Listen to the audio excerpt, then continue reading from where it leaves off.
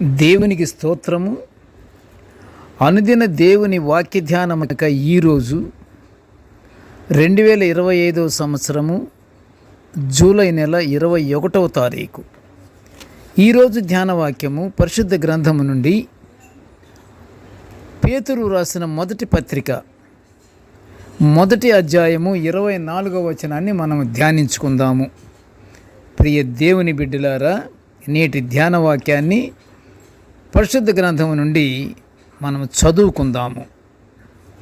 గడ్డి ఎండును, దాని పువ్వును రాలును, అయితే ప్రభువు వాక్యము ఎల్లప్పుడూ నిలుచును. ప్రియ దేవుని బిడ్డలారా, ఈరోజు ధ్యాన వాక్యము నిరంతర జీవము గల దేవుని వాక్యము గురించి మనము ధ్యానించుకుంటున్నాము. ఎలాగంటే పేతురు గారు ఏమి రాస్తున్నాడు అంటే, గడ్డి ఎండిపోతుంది. గడ్డి ఎండిపోయిన వెంటనే దానికి ఉన్నటువంటి పువ్వులు కూడా రాలిపోతాయి. జీవం అనేది లేదు కదా. మరి గడ్డి ఎండిపోతే ఇంకా జీవం ఎక్కడ ఉంది? అందుకని దాని గడ్డి ఎండిపోతుంది, దాని పువ్వు కూడా రాలిపోతాయి. కానీ ప్రభువాక్యం మాత్రము ఎల్లప్పుడూ నిలుచును. ఎందుకంటే అది నిరంతర జీవవాక్యము,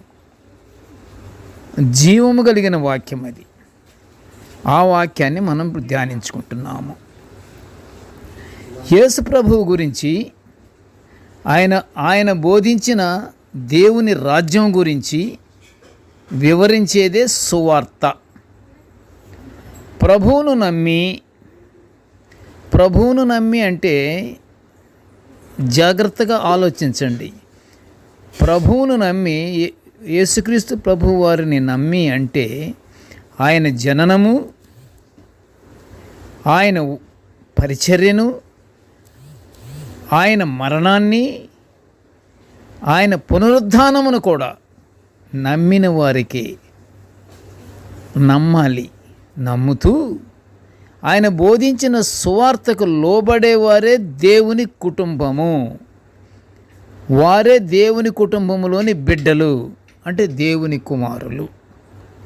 అపొస్తలుడైన పౌలు గారు అనేక సంఘాలకు రాసిన పత్రికలలో రక్షణ అతి ప్రాముఖ్యమైనదిగా సూచిస్తున్నాడు. పాపము నుంచి, దుష్టుని నుంచి దేవుడు మానవులను విడిపించిన విధానమే రక్షణ. రక్షణ అనగా పాపం నుంచి విడుదల, దుష్టు నుంచి విడుదల. అది దేవుడు విడిపించిన విధానమే రక్షణ. యేసు ప్రభువు దేవుని కుమారుడని, ఆయన లోకరక్షకుడని నమ్మేవారందరూ ఈ రక్షణ తప్పకుండా పొందుకుంటారని పౌలు గారు రోమా సంఘానికి రాసిన పత్రిక మొదటి అధ్యాయం 16లో మనము చూస్తున్నాము. ప్రభువుని నమ్ముతూ, దేవుని వాక్యాన్ని వింటూ, వాక్యానుసారము నడుచుచూ దేవుని ఆశీర్వాదాలు మనము పొందుకోవాలి. దేవుని ఆశీర్వాదాలు అంత ఈజీగా రావు మనకి. అవి అనుగ్రహించబడవు. అవి ఎలాగంటే, జీవము గల దేవుని వాక్యాన్ని వింటూ వాక్యానుసారమే మనం జీవించాలి. అప్పుడు మనకి దేవుని ఆశీర్వాదాలు తప్పకుండా మనకి అనుగ్రహించబడతాయి. దేవుని వాక్యము బలమైనది, అందులో జీవమున్నది. ప్రియ దేవుని బిడ్డలారా, దేవుని వాక్యములో జీవమున్నది. వాక్యం అనగా దేవుని శక్తి. అనగా కేవలం మాట చేతనే సృష్టి అంతయు సృజింపబడినట్లు ఆదికాండము మొదటి అధ్యాయము స్పష్టంగా వివరిస్తుంది. ఆదియందు వాక్యముండెను, వాక్యము దేవుని వద్ద ఉండెను, వాక్యమే దేవుడయ్యుండెను, ఆయనలో జీవమున్నదని యోహోను సువార్తికుడు మొదటి అధ్యాయము 1 నుండి 4 వచనాలలో యోహోను భక్తుడు తెలుపుచున్నటువంటి మాటలు మనము చదువుకోవాలి. ఈరోజు ధ్యానవాక్యము గడ్డి ఎండిపోవును, అయితే ప్రభు వాక్యము ఎల్లప్పుడూ నిలిచియుండును అని పేతురు గారు తన మొదటి పత్రిక 1వ అధ్యాయము 24వ వచనములు అంటే నేటి ధ్యానవాక్యము వ్రాస్తున్నట్లుగా మనము ఇప్పుడు ధ్యానించుకుంటున్నాము ప్రియ దేవుని బిడ్డలారా. అంతేకాదు సర్వ శరీరులు గడ్డితో పోల్చి చెబుతున్నాడు. అంతేగా మరి మనం కొంతకాలము జీవిస్తాము, తరువాత దేవుని పిలుపుని అందుకోవటము 100% కరెక్ట్ కదా. గడ్డి ఎండిపోవును, కానీ నిరంతర జీవము గల దేవుని వాక్యం నిలిచి ఉంటుందని పేతురు గారు చక్కగా వివరిస్తున్నాడు. మనము దేవుని దగ్గర కోరుకునేది ఏమిటి? నిరంతర జీవాన్ని. ఆ నిరంతర జీవాన్ని అనుగ్రహించమని మనము ప్రార్థన కూడా రోజు చేస్తున్నాము, చెయ్యాలి కూడాను. ఒకవేళ ఇంతవరకు చేయనటువంటి వాళ్ళు మీలో ఎవరైనా ఉంటే ప్రియ దేవుని బిడ్డలారా, మనము దేవుని దగ్గర మనము కోరుకునేది నిరంతర జీవాన్ని మాకు అనుగ్రహించు తండ్రి అని మనము నిత్యము ప్రార్థన చేస్తూ ఉండాలి. దేవుడు యెరూషలేములో స్థాపించే మూలరాయిగా ప్రభువును పోల్చినట్లు యెషయా గ్రంథములో 28వ అధ్యాయం 16లో చెబుతున్నాడు. యెరూషలేములో ఆయన స్థాపించే మూలరాయి ప్రభువే. ఆ ప్రకారంగా యేసు మూలరాయి అని నమ్మేవారు సజీవమైన రాళ్ల వంటి వారు. సజీవమైనటువంటి రాళ్ల వంటి వారే యేసు ప్రభువుని ఆ యెరూషలేములో మూలరాయిగా పోల్చబడినట్లు యెషయా ప్రవక్త వ్రాసినటువంటి మాటలు మనం నమ్మాలి.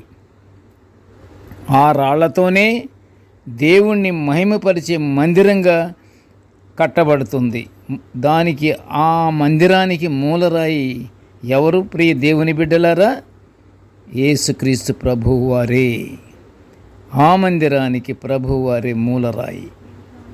ప్రభువులో మనము కూడా నీతి న్యాయాలతో గాని ఉంటే ఆత్మమూలముగా దేవునికి నివాస స్థలమయ్యుండుటకు, అదే ఆ యెరూషలేములోని దేవాలయం కట్టబోతున్నారు కదా, అది దేని కొరకు? ప్రభువారి యొక్క నివాస స్థలానికి. ఆ దేవాలయము కట్టబడుచున్నప్పుడు దానికి పౌలు గారు ఎఫెసీల సంఘానికి వ్రాసినటువంటి పత్రికలో ఏమని వ్రాస్తున్నాడు? ఆత్మమూలముగా దేవునికి నివాస స్థలమయ్యుండుటకు సజీవమైనటువంటి రాళ్ల వంటి వారము మనము అయ్యుంటే ఆ రాళ్లతోనే అది కట్టబడుచుంటుంది. అంటే మనమే రాళ్ళు అన్నమాట. మనమే రాళ్ళుగా